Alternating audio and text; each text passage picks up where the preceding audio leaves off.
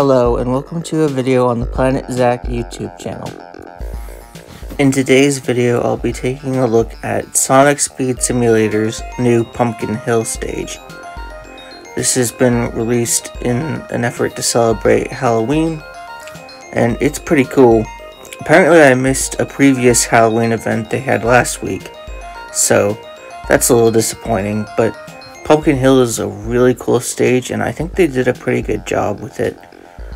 I'm just wandering around right now, but I'll walk right up to this new entrance to the stage.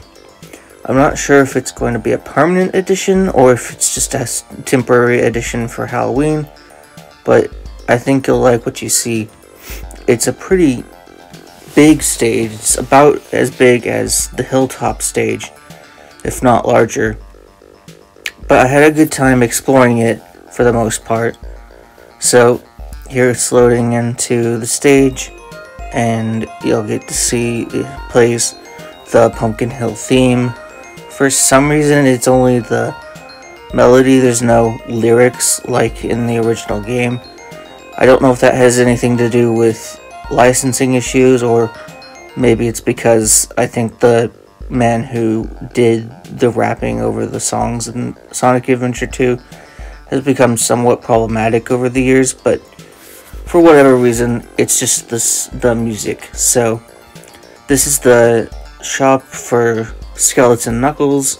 You can see there's a few different things to do to unlock him, and I didn't look closely enough and didn't realize some of the stuff in this stage was meant to be like destroyed in order to unlock Skeleton Knuckles.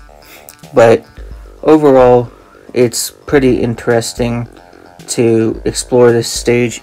If I had one complaint about the stage in particular, as I pick up these, I think they're pumpkin seeds or something like that, but it is pretty massive, and it's also a little bit confusing to navigate, which can happen if you have larger areas. Here I get stuck on this platform. I don't think there's any way to get off of this, so I'm just gonna, eventually careen to my death and then respawn at the entrance, which wasn't fun to get stuck right out the gate with this, but I've done worse in video games. So here you'll see it's not like the original stage where it's bouncy and you bounce off of the air. I don't know why they included that feature in Sonic Adventure 2, but it definitely helped you avoid falling. Here we can see there's more of these collectibles. There's also, of course, the collectible that gives you level up, and I can't remember what those are called, but it's a pretty decently length stage, and it's got all kinds of corners and nooks and crannies, and I really enjoyed just walking around through this. Like I've said before, I think this is a good indication of what an open world Sonic game might be like, and I think Frontiers, if it's anything like this, will be pretty good. I'm just hoping that the layout in Frontiers isn't nearly this confusing, because that might color my experience with the game a little bit. But I think it's something I could learn to live with. I could look past it if the gameplay is pretty good. It's just, I feel like this particular area is just a little bit all over the place. There's so many hills, because it's, Pumpkin Hill, and so many valleys, and like I said, nooks and crannies, so it's a little bit difficult to navigate, and I got lost, terribly lost, to the point where when I couldn't find my way back to the entrance, I simply jumped in so I'd respawn there, which is nice that they do that and don't make you have to navigate your way back to the beginning of the stage. It's amazing what they've done with this game, and it hasn't even been out for an entire year, and there's just so much additional content they added since it's been out, and that's super cool. I don't play it that often. I normally just dive in whenever I see people start posting videos about an update that seems interesting to me, which is a little bit, not good for unlocking everything, but that never was a thing for me. I don't mind missing out on certain things. I wish I had more of the main cast as skins, but realistically, they don't do much to change the experience for me. I think they're supposed to like have different rarities and different skill sets and stuff, but I've never noticed anything significant changing when I do that. You see, I just walked off of that beam. Some of those have grinding and some of them don't, and I don't know how they decided on that. It's kind of reminds me of the Werehog stages where you have to balance all those beams, which that was never my favorite part of those. I didn't have much luck getting across those beams if they didn't have grind rails, and I think the one time I did find one that had a grind rail, I freaked out and jumped off of it and careened to the next low level. A lot of these walkways appear, these bridges, and they're a pretty nice addition to the aesthetic. It's not necessarily something that was in the original stage, but a few liberties here and there, and as long as they match the overall vibe, I think that's pretty good. And you can see there's also a lot of these buildings with the purplish blue color, like the church that you see in the original stage. There's a lot of these buildings with that architectural style. I'm not sure if they used the original textures or if they recreated them, but it looks pretty faithful for the most part to the original. You'll see the different spooky textures like the pumpkins and ghosts. You'll see them on certain objects and platforms in this stage, and they look pretty much as they did in the game. I couldn't have told the difference just by looking at them. Here I found somebody who apparently walked away from their controller or something like that. Here you can see more of this architecture, and once again collecting these pumpkin seed things. I don't think I've gotten nearly enough to unlock the Skeleton Knuckles skin. If you're unfamiliar with that design for Knuckles, it was actually, I believe, like a seasonal DLC or something like that for the original Sonic Adventure 2, I think, on the Dreamcast. It may have appeared on the GameCube version too, I'm not sure. But I guess it interacted with the console's internal clock to become a skin you could wear during spooky season. I never personally experienced it. I don't even know if it's in the versions that I've played. But, you know, it's a really interesting look for Knuckles. It's pretty cool. The other characters in that game, they got different Halloween skins as well. Rouge was a witch. I think Eggman's Eggmobile had like a jack-o'-lantern overlay. It was pretty interesting to find out about that with a game that I'd played for so long and had never known that they had that feature. I don't think it appeared in all versions, but it's still a pretty cool relic of the past, and I'm glad they acknowledged it in this game. There's so much fan service in Sonic Speed Simulator, it's really cool. I know fan service can feel like pandering at times, but I like what they've done so far with this game, and I think it's done in a very tasteful and respectful way that doesn't overly like, hey, look at this. It's not nostalgia baiting, it's more like, hey, if you're an old fan of the series, you'll get these references, and if not, you can enjoy these things too. So I really hope that you guys like Pumpkin Hill, because it's one of my favorite stages, and I do hope that it at least continues to return each year, even if it isn't a permanent addition. It's definitely a very vast landscape, and I enjoy the orange hues with the patient blue and purple colors. It's very like reminiscent of my childhood and of Halloween, just because I played this stage to death as a kid, and I think they did a pretty good job. You can see there the textures of the pumpkins on the edges of the platforms here.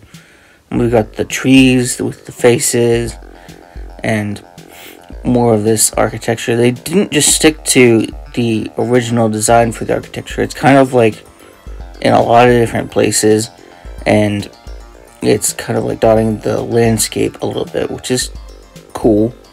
For the most part, the original stage only had like the church. Here you can see this part here even has a nice chandelier hanging from above, which is really cool.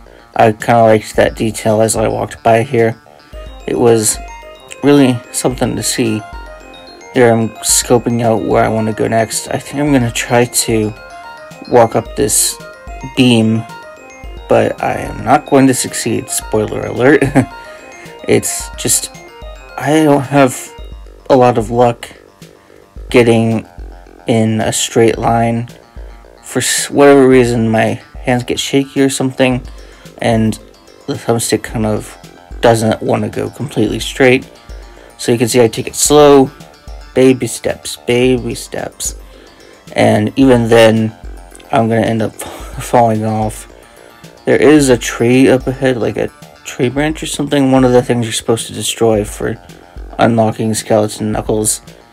I don't know what this is a reference to exactly, but I tried to jump over it, but I only realized it's like a weird collectible objective, which is interesting. The other thing you have to destroy in this stage is the ghosts, which are the ghosts from the Sonic Heroes spooky stages, which is interesting. I think the previous event had the ghosts from Sonic Adventure 2, and it's kind of weird that they didn't include that in this event, because, you know, they would obviously be right at home in a Sonic Adventure 2 based stage.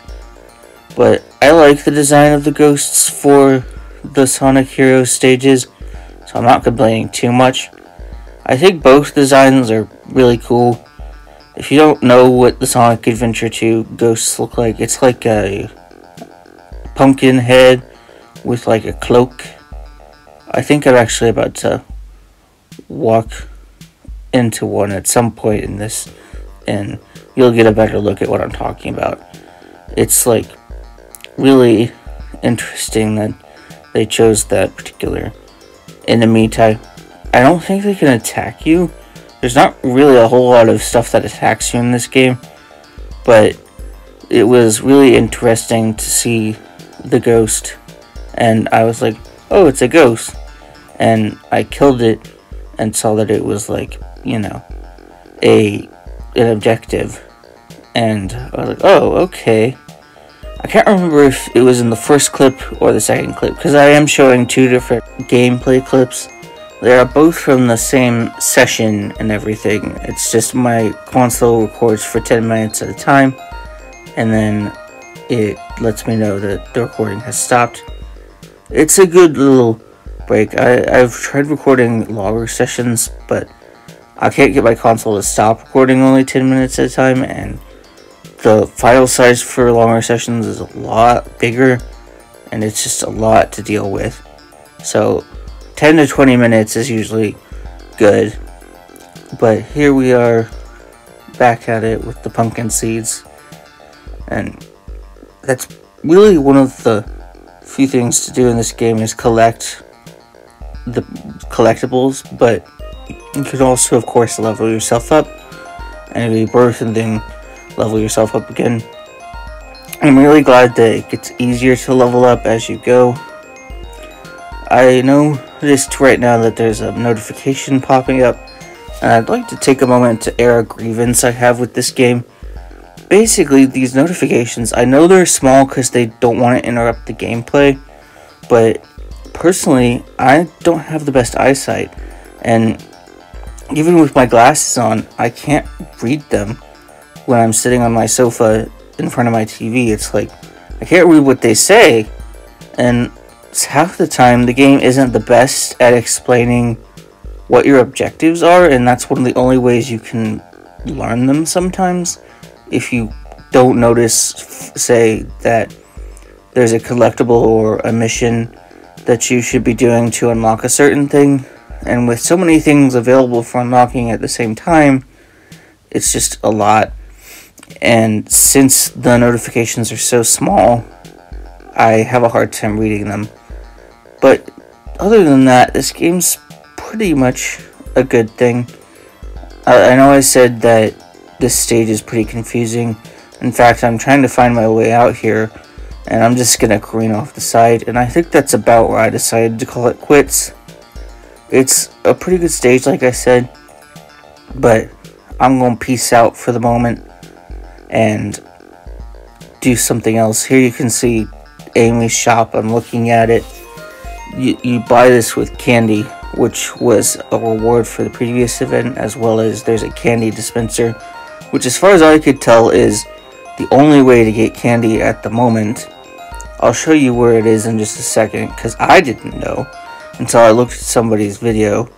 But here we are. I'm going back through the door after I look at Knuckles, apparently. I always forget a little bit what exactly I did in these clips. That's the problem with recording commentary after the fact, but at the moment it's what I'm comfortable with. I may try to do live commentary in a future video, but this gameplay footage was recorded previously and I'm just dubbing over it with my own voice. And here we are. This is the candy dispenser. You walk up to it, it gives you 70 candy. You can come back in 4 hours and get it. That's another reason that I don't like this game that much. Stuff takes hours to replenish, and I find it hard enough to beat the game up once, much less multiple times in a single day. But when I do play it, I really enjoy it. So that was Pumpkin Hill. I hope you guys liked that. And if you're craving more Pumpkin Hill goodness, then consider watching my previous video where I built Pumpkin Hill in Minecraft, my own little Minecraft rendition of Pumpkin Hill. Other than that, I think that's going to do it for this video. Thanks for watching, and I hope to see you in the next one.